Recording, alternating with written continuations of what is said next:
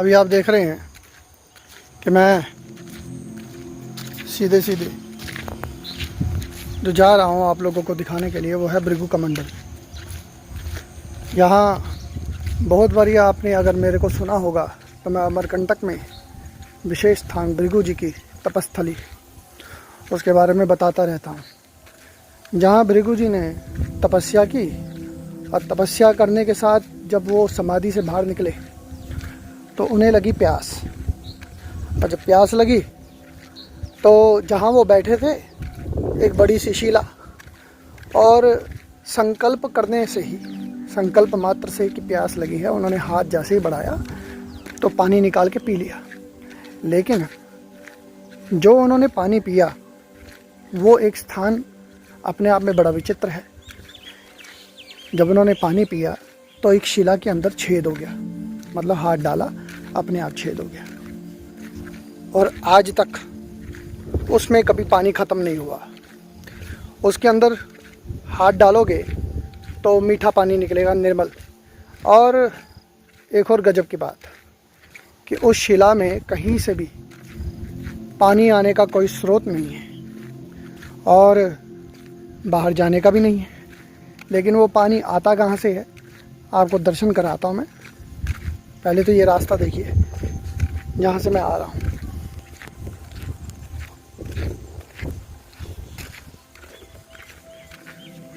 तो ये मैं इस वक्त नर्मदा जी के मंदिर के उधर से, अभी मैं नर्मदा जी के दर्शन भी कराऊंगा, पहले भृगु कमंडल के दर्शन करा रहा हूँ। सब यहाँ आदिवासी लोग रहते हैं।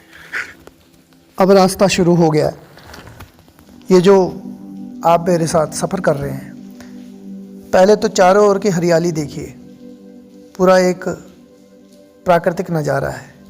अमरकंटक आजकल बरसातों में भी अगर आप कोई यात्रा करना चाहे ना तो आराम से कर सकता है, क्योंकि यहाँ अमरकंटक एक तरह का पहाड़ होते हुए भी मैदानी इलाका है। देखिए लोग, आदिवासी लोग यहाँ पर देखा जाए ना अभी भी बहुत गरीबी है।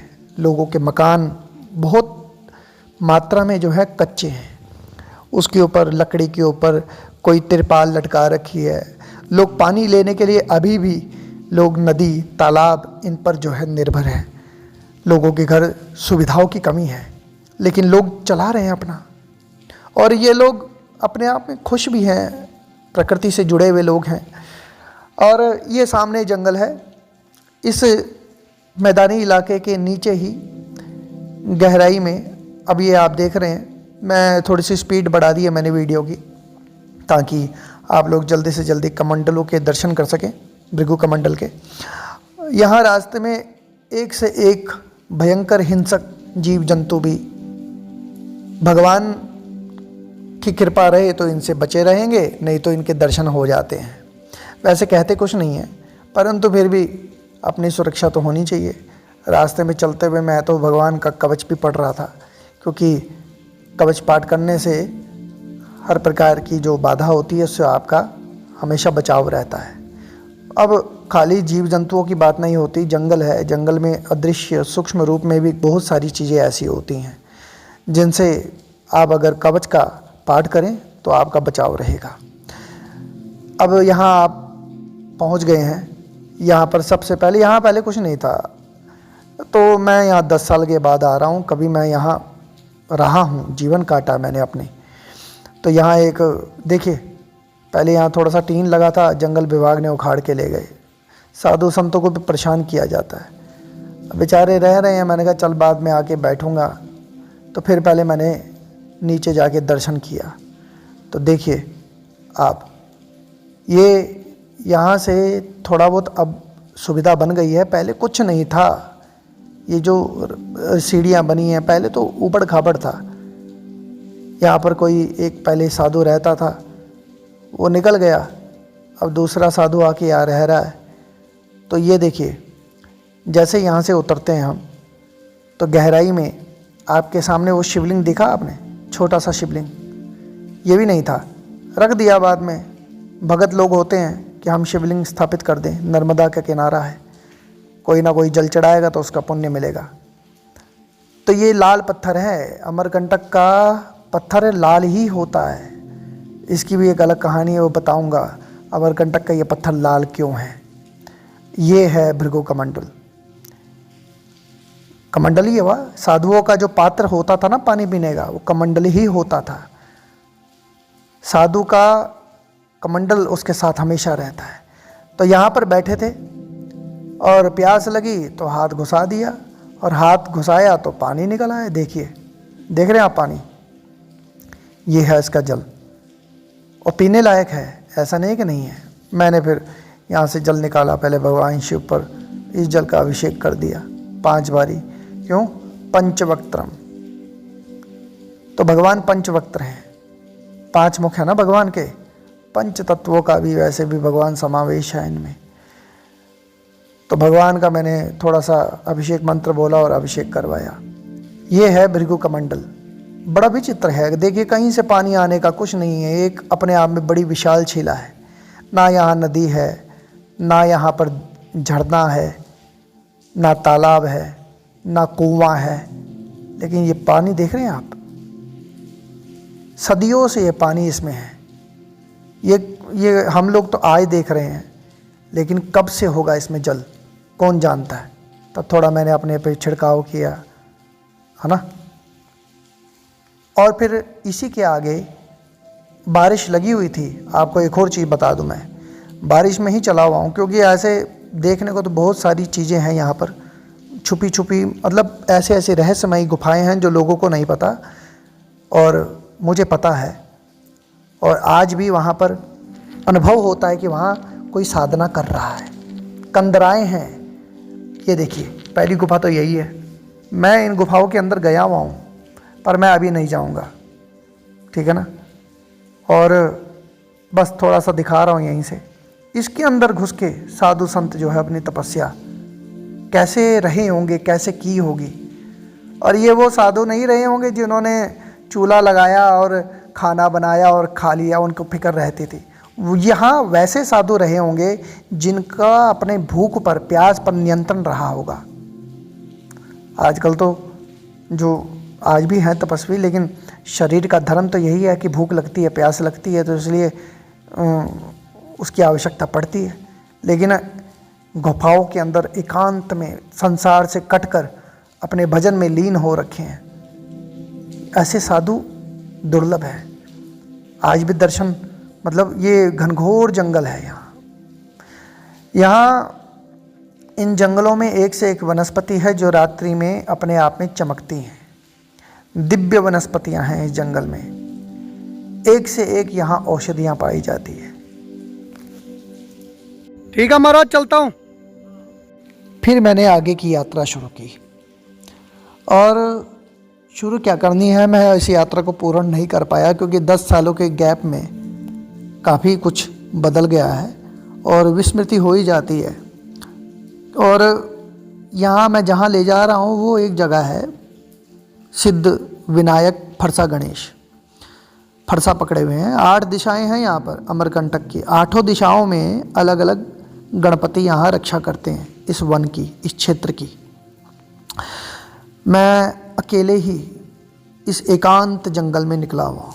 यहाँ भालू, रीख जिसको बोलते हैं, यहाँ शेर, यहाँ बड़े बड़े अजगर इस एकांत जंगल में घूमते हैं। लेकिन अपने मन में कोई भय नहीं है, डर नहीं है। डर होगा भी क्यों? क्योंकि जो भगवान के सहारे रहता है, जो भगवान पे अटूट विश्वास रखता है, उसके मन में डर होना भी नहीं चाहिए। नहीं तो भगवान के प्रति हम कहते हैं हमारा भगवान पे विश्वास है, और मेरे जीवन की अनेक बार अनुभूति आ रही है। ऐसे एकांत जंगल में कोई ऐसे नहीं चले जाएगा, उसके लिए भगवान की, कहते हैं ना, आत्मबल चाहिए भगवान की तरफ से।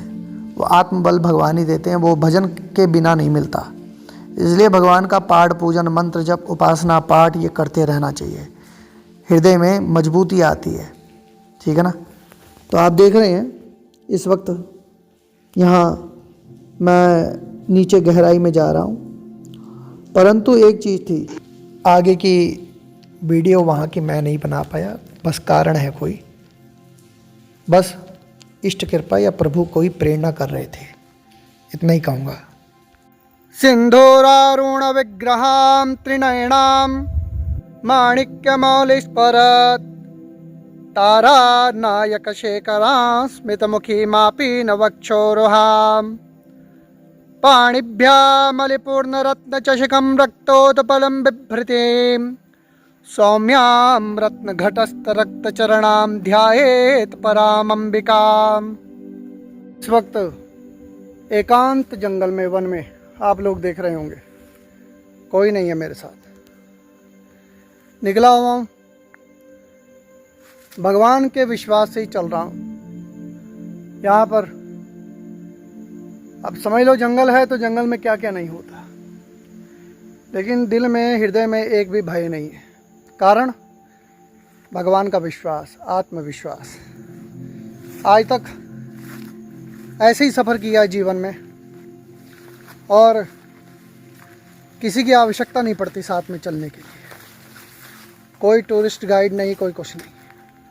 पता होना चाहिए कि यहाँ पर ये स्थान है, वो स्थान है, बस पहुँच जाएंगे। और आज तक का यही विश्वास है, जब आप अच्छे कर्म के लिए निकलते हैं तो भगवान का ही विश्वास काम आता है। अब मेरी यात्रा में इंसान रूपी कई लोगों ने अनेकानेक मतलब मार्ग से, जिसको कहते हैं ना, विचलित करने वाली बातें। देखो कितना घनघोर जंगल है, ऐसी जगह से कोई साधारण रूप से निकलेगा नहीं। कारण डर, भय। अब देखो ऐसे सुनसान में निकल रहे हैं। और एक और चीज़ बता दूं, ऐसी जगह में आदमी के ज़्यादातर गुम होने के चांसेस बढ़ जाते हैं। इसलिए एकांत जंगल में ऐसे ही ना चले। हम तो पहाड़ी बंदे हैं, हिमालय का जन्म है, इसलिए क्या है, कृपा है। उल्टा पुल्टा रास्ता भी होगा तो रास्ता बन जाएगा, बना लेंगे, है ना। कई लोग भयभीत हो जाते हैं, घबरा जाते हैं। लोग बड़ी बातें करते हैं कि हम एकांत जंगल में वास करेंगे, साधना करना चाहते हैं। सबसे बड़ी बात यह है, ऐसी जगहों पे रहना, उसके लिए पहले आपको अंदर से, जिसको कहते हैं ना, हृदय मजबूत होना चाहिए। जब आप मंत्र जप करते हो तो अनेक प्रकार की शक्तियाँ आसपास की रहने वाली आपके इर्द गिर्द मंडरानी शुरू हो जाती है, ठीक है ना। अब इन शक्तियों से आपको बचना है, लड़ना नहीं है, बचना है। लड़के तो मिलेगा क्या, और बचना कैसे? बचना यही है भाई, भजन। भजन ही है जो आपको बचाता है, बाकी कोई नहीं है, ठीक है ना। साधारण नहीं है इन जंगलों से निकलना। देख रहे हो, ये वीडियो इसलिए बना रहा हूँ ताकि आप लोगों को अमरकंटक के गुप्त गुप्त जगहें ये देखने को मिले, ठीक है ना। आप लोगों के लिए ही प्रभु कृपा से यहाँ एकांत जंगल की ओर बढ़ा हूँ, ठीक है ना। अब मैं सोचता हूँ मेन सड़क की ओर निकल जाऊँ, क्योंकि समय जैसे जैसे सूर्य अस्ताचल को होता है, वैसे वैसे क्या होता है, जो समझते हो ना, रात्रि के जो अपने देवता होते हैं वो भी अपना अपना जो है भ्रमण पे निकलते हैं। तो मनुष्य का एक अपना भ्रमण का वो समय होता है, ठीक है ना। तो यही है, समय से निकलो, समय से पहुंचो। अब मैं आपको धीरे धीरे अमरकंटक के जहाँ तक यथासंभव हो सका दर्शन करा पाऊँगा तो ठीक है ना। अब मैं आपको नर्मदा जी, सोनपुरा, कपिलधारा चंडी गुफा अगर जाने का मौका मिला तो ज़रूर जाऊंगा, नहीं मिला तो जितना भी आपको दिखाऊंगा उसी में संतुष्ट होइएगा। हर हर महादेव।